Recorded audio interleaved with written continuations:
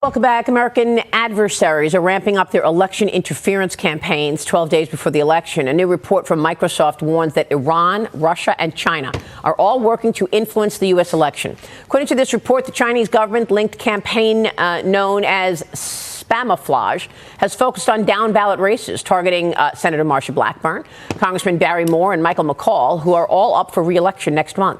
The CCP also attacking Florida Senator Marco Rubio, who is not up for re-election, but has been a critic of the Communist Party of Beijing. Joining me now is Gaystown Institute Senior Fellow and author of Plan Red, China's Project to Destroy America, Gordon Chang. Gordon, this is the same old for the CCP trying to undermine America and the elections, isn't it? Yeah, but what is different this time, Maria, is that China is putting much more effort on down-ballot contests.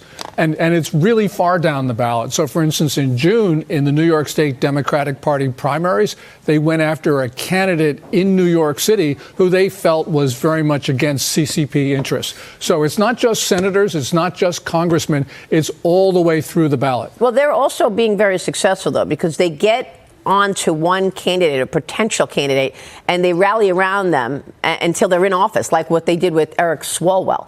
Remember that one. And then in San Francisco, you have a Chinese, I believe, a Chinese national who is now on the election board, local election board in San Francisco. Do you have any other examples of that? Yes, well, it's all throughout, because remember Christine Fong, that Ministry of State Security agent, she was not only going and grooming Swalwell, she was grooming politicians throughout the Midwest.